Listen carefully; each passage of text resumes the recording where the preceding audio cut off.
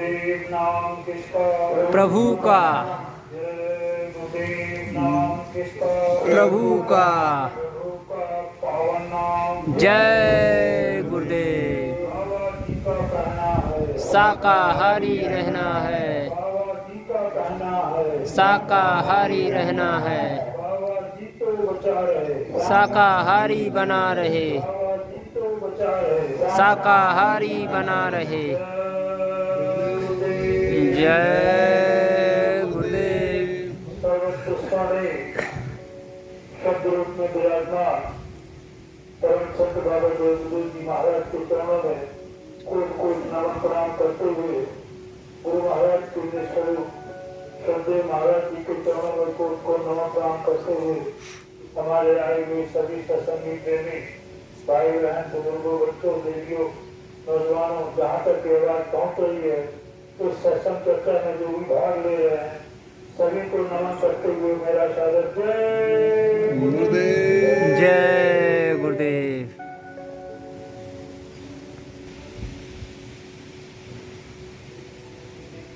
बालिक की बहुत बड़ी दया बरस रही है।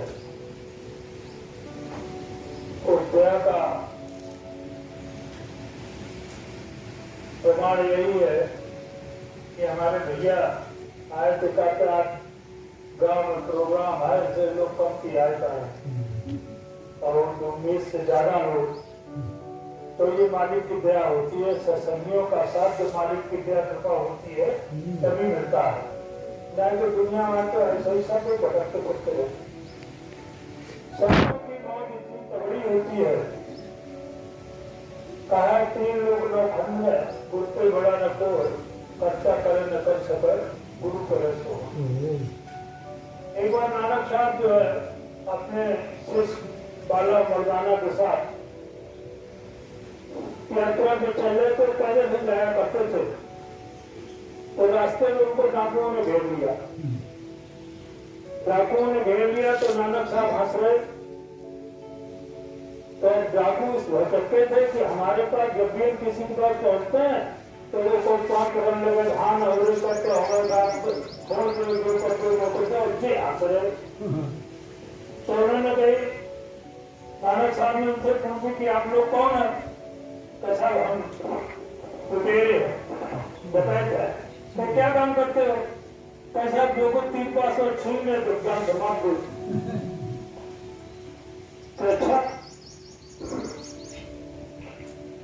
तो हमारा एक काम कर सका था बोले कोई क्या काम? तो वो आगे वो धुआं से दिखाई दे रहे हो तो हम थोड़ी आग ही लाए दो आगे तो ना क्या हम चले जाओ तो भाग जाओ। अरे तो एक दूसरे में चले जाओ बात बात ही बनेगा। तो वहां जब पहुंचे तो वहां एक चिता जल रही थी। चिता जल रही थी और वहां पर देवदूतन में तर्क वितर्क कर लो। यमदूत कह रहे कि इसको हम ले जाएंगे मुझे आदेश मिला और देवदूत ये कह रहे थे इस पर एक महात्मा की नजर पड़ गई धुएं पे अब ये तुम्हारे यहाँ नहीं जाएगा। अब ये देवलोक में जाएगा तुम्हारे यहाँ नहीं जाएगा। तो चीज जब उन्होंने लुटेरन ने जब देखी कि यहाँ यमदूत और देवदूत केवल जापे लड़ रहे हैं बेकार से हम ले गए इस जीव को और ये कह रहे कि नहीं इसके धुआं पर जो है एक संत की नजर पड़ गई है अब ये यमलोक नहीं जाएगा और ये देवलोक जाएगा। जब फिर पहुंचे हूँ भैया तो उन्होंने आपस में कही भैया ये बहुत बड़ी हस्ती है तो इनकी खाली नजर पड़ी गई वो धुआं पर वो चिता जल रही थी। तो संतों की महिमा बड़ी विचित्र है उसका बखान नहीं किया जा सकता। उन्होंने महाराज ने बताया कि ये अपने आप में बतावे तभी बता पे ना तो कोई हम आप कोई उसको बखान नहीं करता। बहुत ही महिमा विचित्र है क्योंकि उसको कारण भैया ने अभी सत्संग में बताया कि हम केवल काल पुरुष से नीचे की साधना है उसी को जानते हैं दुनियादार कितने हैं और उसी में रमे हुए आपसे नहीं जन्म जन्मांतर। और जब ये जीवात्मा ऐसे नहीं आई यार बड़ी उसकी कहानी बड़ी विचित्र है, एक प्रार्थना के माध्यम से आपको बताएंगे। क्योंकि हम यहाँ काल के देश में इतनी बुरी तरीका से फंसे हुए हैं कि हम यही नहीं जान पाए कि हम आए कहाँ के रहने वाले और हम कहाँ रह रहे, हमें अपने देश का ज्ञान ही नहीं। कितने काल के भ्रम जाल में फंस गए। तो प्रार्थना है, और जब जान लिया कि हाँ बिना इनके हमारा कहीं किनारा लगने वाला नहीं, काल पुरुष तो केवल हमको इस संसार में ही भरमाए रहता है। तो प्रार्थना है, जय गुरुदेव। जय गुरुदेव।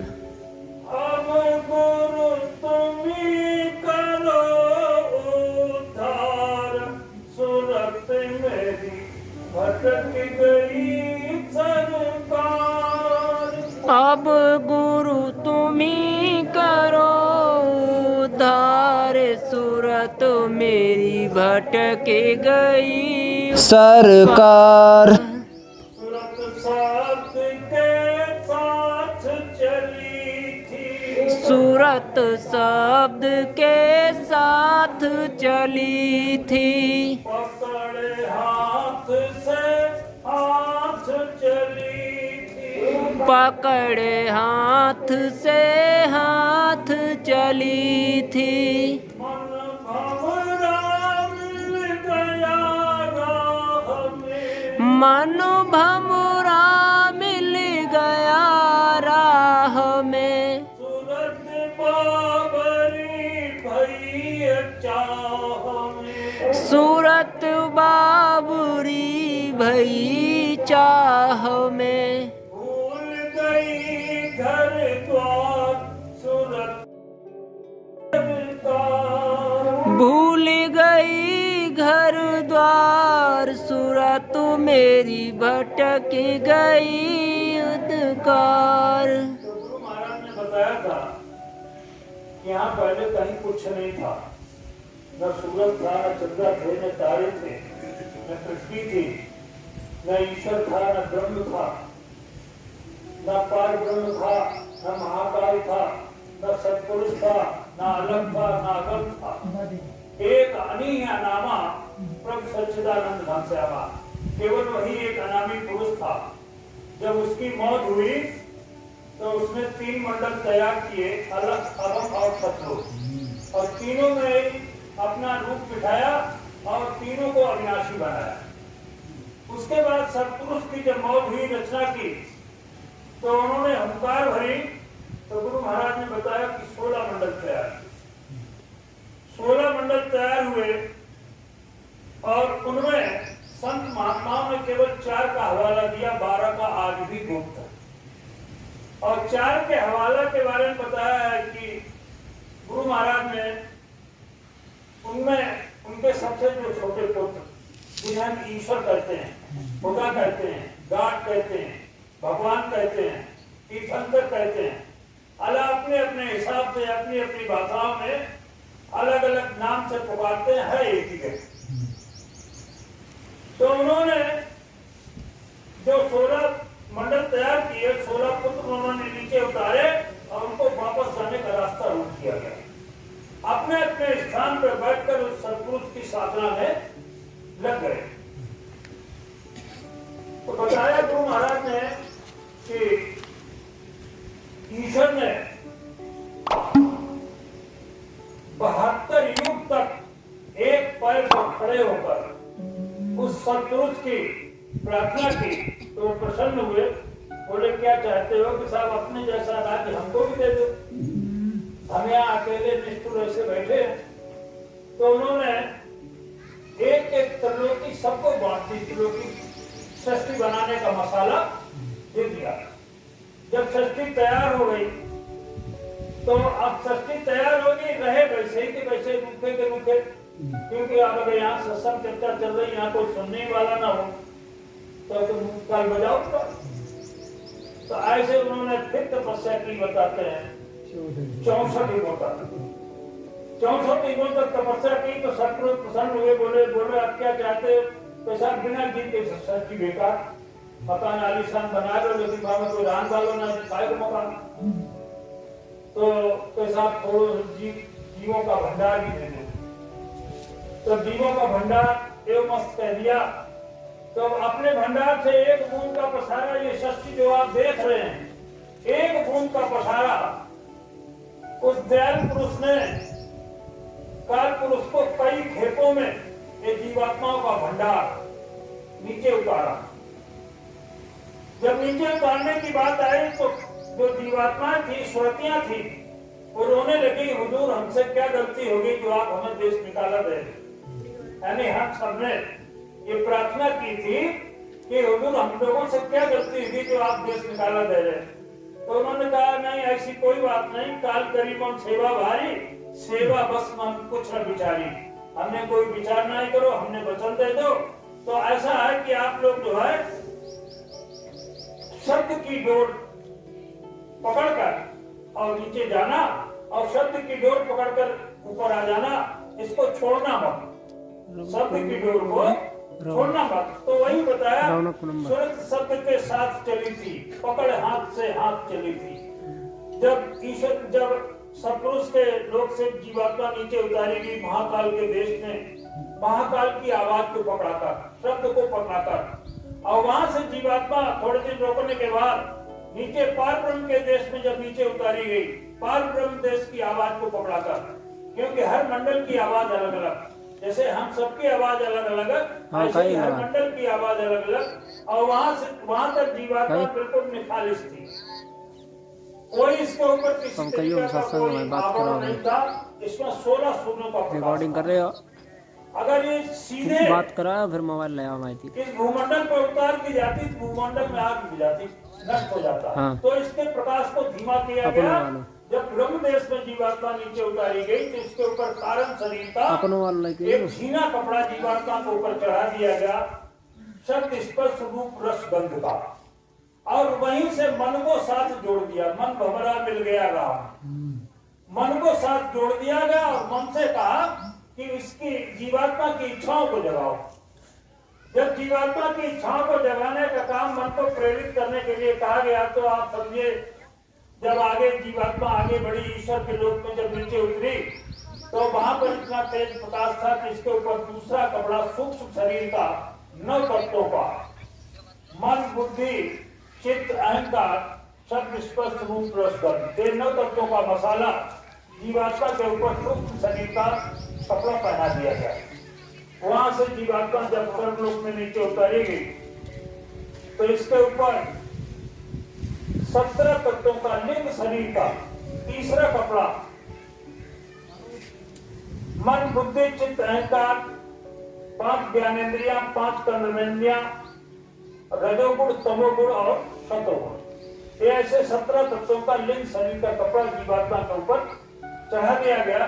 और वहां से जीवात्मा जब इस भूमंडल पर नीचे उतारी गई तो इसके ऊपर 5 तत्वों का मोटा खोल, जल पृथ्वी अग्नि वायु आकाश का खोल इस जीवात्मा के ऊपर, ऐसे 4 खोलों के अंदर जीवात्मा बंद कर दी थी।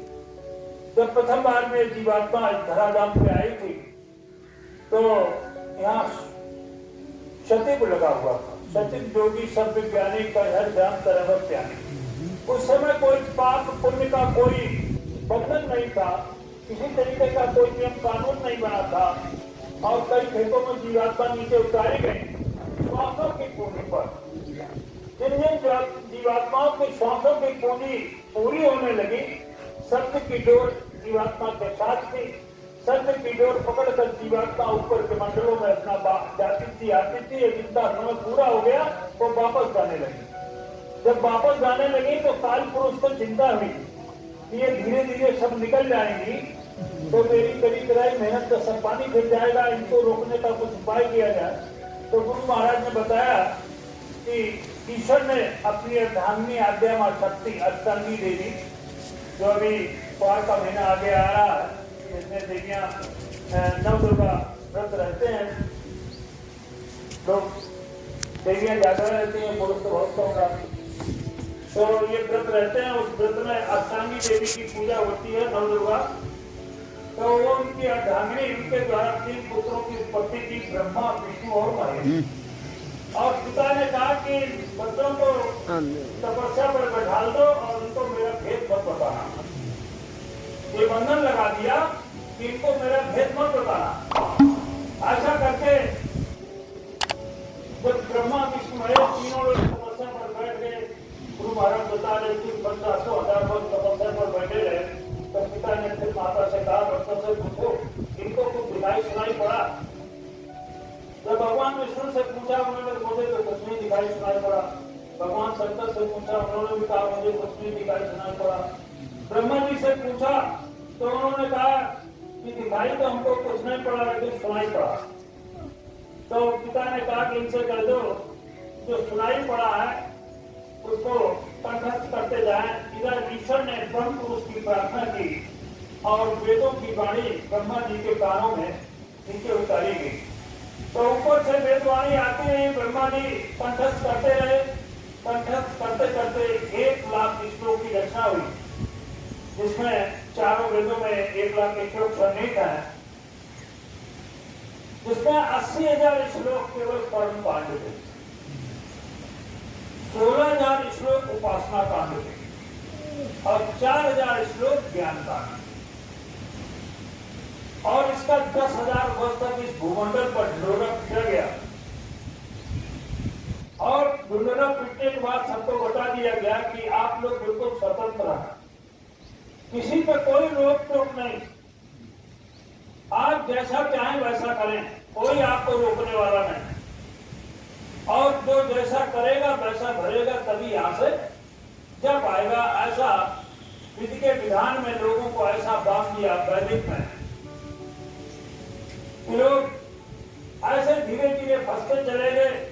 गुरु महाराज बता रहे थे पहली बार जब विधान बना तो जो जीवात्माएं थी कुछ उनके कर्म बने कुछ बिगड़े, ऐसे करके जब कई बार उनको मनुष्य शरीर मिला, क्योंकि कर्म बनते गए, बंधन बढ़ते गए, बंधन बढ़ते बढ़ते क्या हुआ, जो इनकी अंदर की दिव्य आंख खुली हुई थी,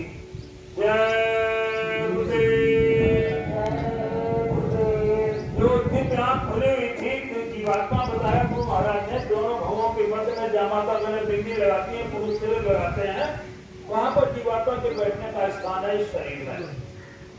और ये इतनी सूक्ष्म है कि एक बाल के 10,000 टुकड़े कर दिए जाए खड़े खड़े, उससे भी कहीं ज्यादा सूक्ष्म और पावरफुल इतनी है कि आप समझिए काल का दिया हुआ पिंजरा।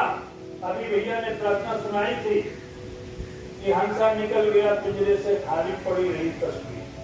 ये जल पृथ्वी अग्नि वायु आकाश से मनुष्य शरीर बना हुआ, ये अचेतन है, इसकी अपनी खुद की कोई पावर नहीं। ये जीवात्मा के प्रकाश से प्रकाशित है, जिससे हमको चेतन नजर आता है, चलता फिरता नजर आता है।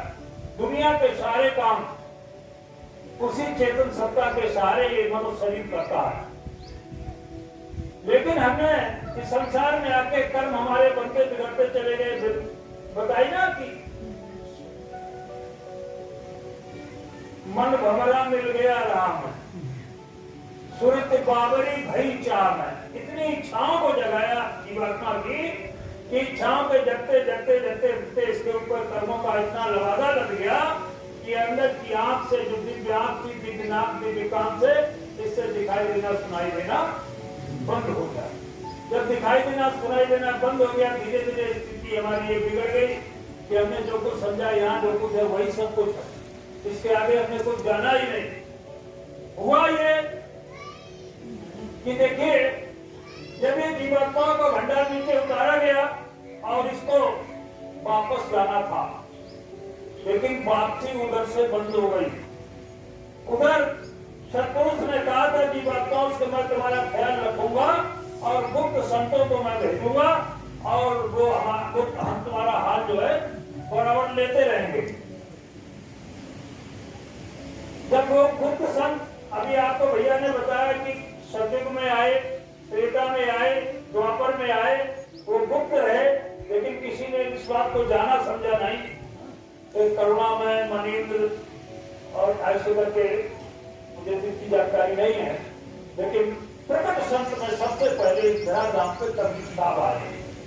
प्रकट संत में कब आए जब यहाँ से जीवात्माओं की वापसी होना बंद हो गई, जय गुरुदेव, जब जीवात्माओं की वापसी होना बंद हो गई तो तब सतपुरुष को चिंता है कि मेरी प्यारी जीवात्माएं पता नहीं कहाँ फंस गई है। तब प्रकट संत में सबसे पहले कबीर साहब को नीचे भेजा गया। कबीर साहब की कहानी के बारे में भी आप सुन चुके हैं। कबीर साहब ने अपने समय में बहुत कष्ट झेले, वक्त के लोगों ने बहुत सताया, क्योंकि कर्मकांडी ब्राह्मण काशी जैसी नगरी में कबीर साहब रह रहे थे और उनके जो उन्होंने दुनिया भर के लोगों को भ्रमजाल में फंसा रखा था, उसका खंडन कबीर साहब ने किया। कबीर साहब ने जब उसका खंडन किया, कबीर साहब को बड़ा विरोध किया गया और इतना ही नहीं विरोध किया गया, लोगों ने इनको सताया भी। गुरु महाराज कह रहे थे, वक्त के लोगों ने संत महात्माओं को बहुत सताया। कबीर साहब को सताया गया, मनुदास को जिंदा झोंपड़ी में जला दिया गया, गुरु तेग बहादुर को गर्म तवे पर लिटाया गया। ऐसे करके हमारे गुरु महाराज को 21 महीने जेल में रखा गया।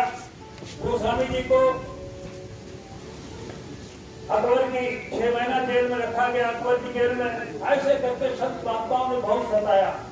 जब बहुत सताया संत महात्माओं को, वक्त के लोगों ने बहुत सताया, तब जाके प्रकट रूप में कबीर साहब और उसके बाद में अब तक बताते हैं 40-45 संत महात्मा इस धराधाम पर बराबर अनवरत बराबर आते रहे और लोगों को, जीवों को जगाते रहे। जगाने का काम, इसके बीच में नानक साहब के बाद संत रविदास जी आए। संत रविदास जी और उसमें गुरु गोरखनाथ जी जो शंकर जी के बड़े ही भक्त थे, उनके बीच में उनका घरबेटा हुआ, वार्तालाप हुआ। जब उनके बीच में वार्तालाप हुआ तो गुरु गोरखनाथ ने कहा कि आप इतनी बड़ी पावर लेकर आए हैं, इतनी बड़ी शक्ति लेकर आए हैं, तो आप लोगों का उद्धार क्यों नहीं करते? तो उन्होंने कहा, मैं तो जमीन तैयार करने आया। वक्त के कुछ लोगों को जगाया, कबीर साहब ने जगाया और नानक जी ने जगाया, संत रविदास ने जगाया। प्लेटफॉर्म जमीन तैयार की, लोगों के अंदर एक भाव पैदा किया कि जो संसार में जो आप पूजा पाठ कर रहे हैं, इससे कहीं अलग भी कुछ है। और इतना नहीं, देखिए रामायण में गोस्वामी जी ने दिया कि जब बाल काल में भगवान राम जो है राजा दशरथ के यहाँ राजा हुए थे, तो भोजन करने के लिए जो माता कौशल्या उनको बुलाने जाती हैं, तो उसने कहा है, भोजन करत बोल जब राजा तजी आवत नहीं बाल समाजा। कौशल्या जब बोलन जाई ठुमुक ठुमुक प्रभ चला जुगाई। जब बोलन जाते तो और दूर भाग जाते। कौशल्या जब बोलन जाई ठुमुक ठुमुक प्रभ चला जुगाई, या निगम नेत शिवांत न पावा। जिसके बारे में अभी आपको बताया गया कि उन्होंने अपना भेद नहीं बताया ब्रह्मा विष्णु महेश तक को, तो उसने दिया निगम मतलब वेद, निगम नेत, वेदों में कह दिया नेत नेत, यानी आगे भी कुछ है, लेकिन फिर भी किसी ने कोशिश नहीं की आखिर आगे है तो क्या है। निगम नेत शिव अंत न पावा, ताय धरे जन्नी है धावा। जिसे माता कौशल्या जो है पीछे से खदेड़ रही, तो ऐसे करके ईश्वर का खेल था। और गुरु महाराज ने तो और इससे ऊपर कर, क्योंकि संसार में जितनी साधनाएं हैं, हमें भगवान राम और कृष्ण के आगे कुछ बताया ही नहीं गया। हम केवल वहीं तक सीमित रहे और उनकी शक्तियां जो संसार में थी उन तक सीमित रहे। लेकिन हम असली मुकाम जहां से हम आए थे, गुरु महाराज ने जब आए तो उन्होंने बताया मन से कि हम आए कोई देश से जहां तुम्हारो धाम और तुमको वहीं पहुंचा बनो एक हमारो का। उन्होंने कहा कि हम उस देश से आए जहां से तुम लोग आए हो। और रामायण में चौपाई है, ईश्वर अंश जीव अविनाशी, चेतन अमर 84। ईश्वर उस प्रभु का अंश है। जब उसने हुंकार भरी तो 16 मंडल तैयार हुए, तो सबसे छोटे पुत्र ईश्वर। और ईश्वर ने जब सत्पुरुष की प्रार्थना की तो उन्होंने अपने भंडार से जीवात्माओं का भंडार, ये अविनाशी हैं, ये काल के चक्कर में आकर अलग अलग खोरों में 84 के चक्कर में और नरक 84 वगैरह इनके चक्कर में पड़कर ये जीवात्माएं यहाँ फंस गई।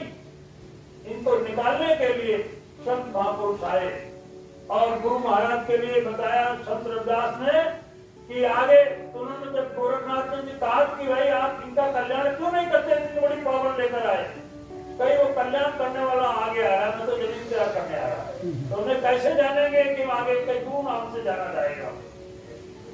और काशी में यज्ञ रचाएंगे। तो सन 79 में गुरु महाराज ने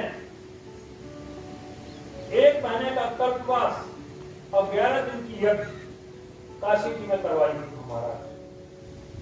तो ये इस चीज को लेकर गुरु महाराज ने अपने जीवन काल में, क्योंकि ये रास्ता और सरल कर दिया गया। कबीर साहब के समय में साधना कठिन थी, गुरु गोरख ये गुरु संत रविदास के समय में साधना कठिन थी, लेकिन गुरु महाराज इतना बड़ा माफी का भंडार लेकर आए। उन्होंने कहा अगर तुम्हारी माफ नहीं करेंगे तो तुमको ले कैसे जाएंगे। गुरु महाराज इतना माफी का भंडार लेकर आए।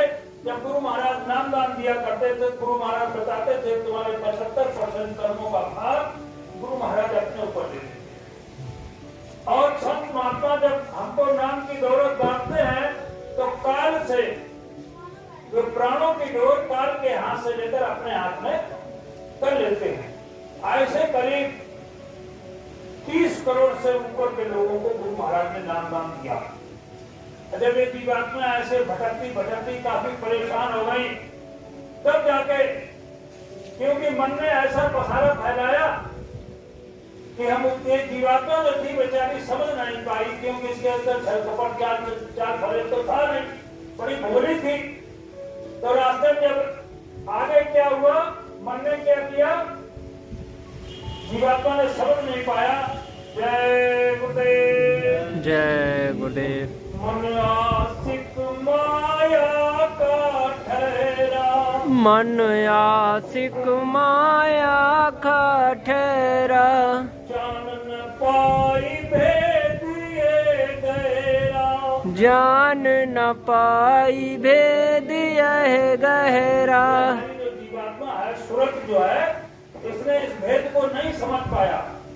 मन आशिक माया का ठहरा, मन आशिक माया का ठहरा, जान न पाई भेद ये गहरा, जान न पाई भेद यह गहरा।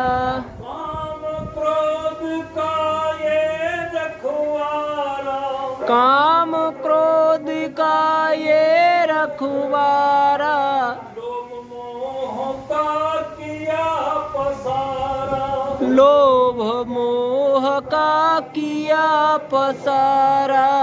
अभी हमारी जीवात्मा का क्या हुआ, इतना काम क्रोध लोभ मोह इनका सबका इसके जाल में ऐसा फंसा तो कैद हो गई यहाँ बिचारी, कैद हो गई यहाँ बिचारी। भोगत कष्ट अपार सूरत मेरी भटक गई सरकार, भोगत कष्ट अपार सूरत मेरी भटक गई अपार, सूरत मेरी भटक गई सरकार। भोगत कष्ट अपार सूरत मेरी भटक गई सरकार। अब गुरु तुम्ही करो उद्धार, सूरत मेरी भटक गई सरकार। अब गुरु तू भी करो उद्धार, सूरत मेरी भटक गई सरकार। ऐसे करके जब गुरु महाराज ने मालिक का वो संदेश हम सबके बीच में उतारा, सबके कानों में उतारा, सबको बताया समझाया, और क्या बताया कि मानव तन धुर धाम का द्वारा, मानव तन धुर धाम का द्वारा, करो साधना करहु साधना उतरहु पारा। जय गुरुदेव नाम आधार, सूरत मेरी भटक गई सरकार। जय गुरुदेव नाम आधार, सूरत मेरी भटक गई सरकार। अब गुरु तुम्हें करो उद्धार, सूरत मेरी भटक गई सरकार। अब गुरु करो उद्धार, सूरत भटक गई सरकार। आगे देखो नाम का जहाज। गुरु महाराज ने बताया वक्त का डॉक्टर ही आपका इलाज करेगा, वक्त का जगाया हुआ नाम ही आपका उद्धार करेगा। गुरु महाराज ने बताया था सत्संग मंच से कि कबीर साहब के जमाने के लोग आज भी सत्संग मैदान में पड़े हुए हैं। बेचारों को आगे का रास्ता नहीं मिल पाया, अभी यहाँ फंसे हुए हैं। तो ये आप ये न समझें कि ये जय गुरुदेव नाम कबीर साहब का नाम नहीं है। कबीर साहब ने अपने वक्त में वाहिद ये शाहिद नाम लगाया। उसी तत्कालीन नानक साहब थे, उन्होंने वाहिगुरु नाम लगाया था। ऐसे वक्त के संतों ने अपने अपने वक्त का नाम जगाया। अब कोई डॉक्टर है, बड़ा अच्छा डॉक्टर है, उसका शरीर छूट गया, उसकी फोटो लगी हुई है, और आप जब कहें डॉक्टर के सामने खड़े होके कि किसी को बुखार आ गया है और डॉक्टर साहब के पास अगरबत्ती मोमबत्ती या प्रार्थना कसूर घुमाना कहा डॉक्टर साहब हमें बुखार आई तो हमारा बुखार ठीक कर दो, तो अब आपको वक्त के डॉक्टर के पास जाना पड़ेगा। जो गाड़ी स्टेशन से निकल गई है, छूट गई है, उससे आप जाने से रहे। जो और एक प्लेटफॉर्म से जब गाड़ी हटती तभी दूसरी गाड़ी लगती है। तो वक्त का नाम, इसे आप ये ना समझें कि ये हमारे गुरु का नाम नहीं है। गुरु का नाम गुरु का ही नाम है, और गुरु का वक्त का जगाया हुआ नाम। और ये ऐसा नाम है, गुरु महाराज ने बताया, सत्संग मंच से कहते थे जब आप कहीं किसी भारी मुसीबत में फंस जाएं और जय गुरुदेव नाम की आवाज लगाएंगे तो मैं आपको मिलूंगा। ये वक्त का जगाया हुआ नाम जागृत नाम है, और इसके लिए भी समय है निर्धारित। गुरु महाराज ने कहा मैं अपना काम पूरा करके जाऊंगा। अपना काम क्या? हम जीवों का उद्धार करने का। भले ही हमको 400 बरस तक रहना पड़े, भले ही हमको 400 बरस तक रहना पड़े, भले ही हमें अपने बाल काले करने पड़े। काले करने का मतलब विविध शरीरों में, यानी 400 वर्ष तक अलग अलग शरीरों में, क्योंकि मनुष्य शरीर की उम्र जो है गुरु महाराज ने बताया था इस कलिकाल में 100 वर्ष की है। अपने योग से वगैरह जो भी, अब हमें सही जानकारी नहीं, साहब कबीर साहब की कितनी उम्र रही थी इस संसार में? कबीर साहब कितनी उम्र तक रहे?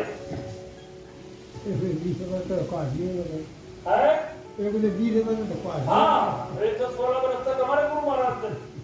तो अब उन्होंने अपनी अपनी पावर वक्त के हिसाब से, अपनी अपनी वक्त के हिसाब से पावर जगाई, और वक्त का जहाज जो है वही आपको, अब इसके लिए गुरु महाराज बहुत बड़ा माफी का भंडार लेकर आए, और उन्होंने कहा कि देखिए कि रोजाना सूरत के घाट पर बैठकर साधना करो।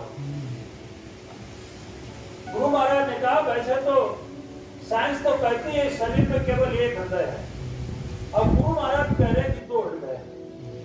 इस शरीर का हृदय हमारे बाईं तरफ, और जिससे शरीर चलता है वो जीवात्मा, तो उसका हृदय यहाँ पर जब माता मैंने लिट्टी लगाती है, पुरुष लगाते हैं, वहां पर जीवात्मा के बैठने का स्थान है।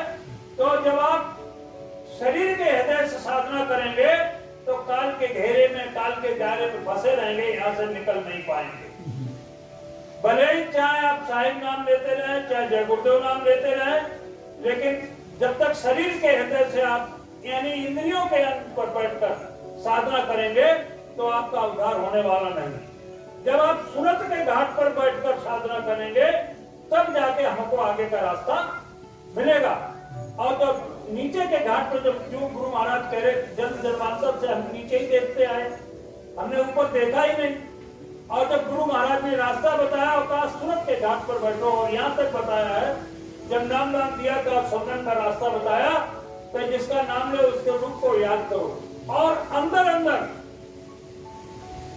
अंदर आप साधना करनी है, यहाँ तक कि जीभ भी हिलने न पाए, क्योंकि जीभ भी काल का अंग है, जीभ भी इंद्रियों का अंग है, तो जीभ भी हिलने न पाए।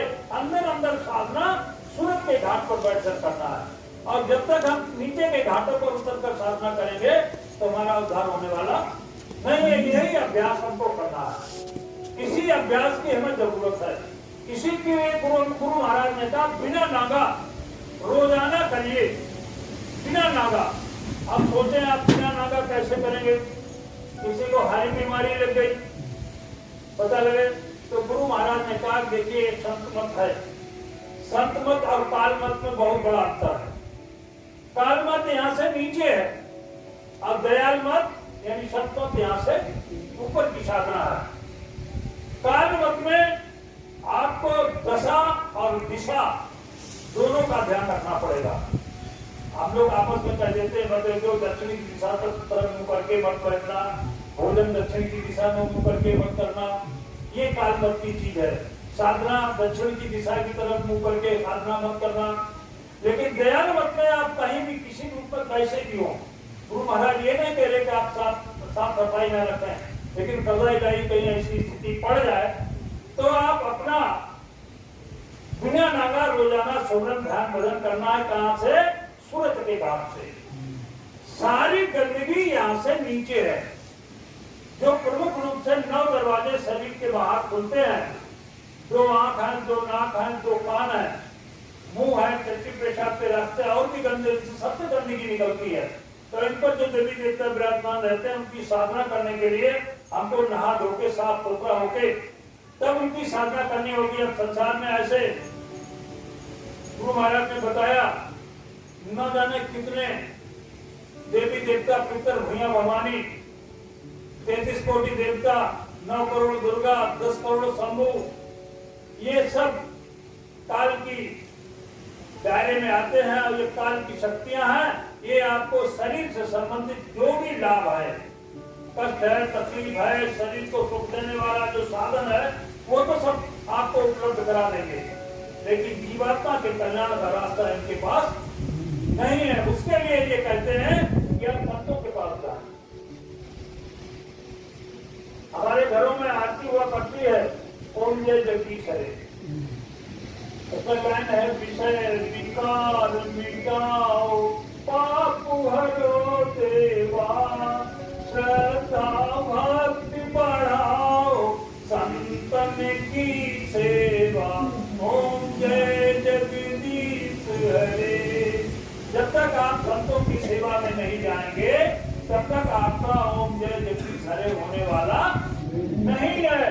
तो संतों की शरण में जब आप पहुंचेंगे तो संत आगे का रास्ता देंगे, संत आगे का रास्ता बताएंगे, समझाएंगे। तो संतों की शरण में जब पहुंचेंगे तभी हमारा उद्धार होगा, क्योंकि काल की शक्तियों के पास आगे का रास्ता है ही नहीं। बजरंगबली, हनुमान जी बहुत तगड़े देवता बताए जाते हैं संसार में। उनके लिए गोस्वामी जी ने लिखा है कि दुर्गम काल जगत के देवते सुगम अनुग्रह तुम्हारे देते। संसार के जो दुर्गम जो कोई नहीं कर पावा बजरंगबली हनुमान जी करती है। लेकिन इससे परे संत मनुदास से पूछा गया कि क्या मूर्ति पूजा गलत है? तो नहीं, मूर्ति पूजा गलत नहीं है, लेकिन ये जिस तरीके से बच्चे प्राइमरी क्लास में काठा राधा ओनम वगैरह जिन पहाड़े सीखते हैं बस वहीं तक सीमित है। उसके लिए आपको जब भी साधना करनी तो आपको अंतर्मुखी होना पड़ेगा।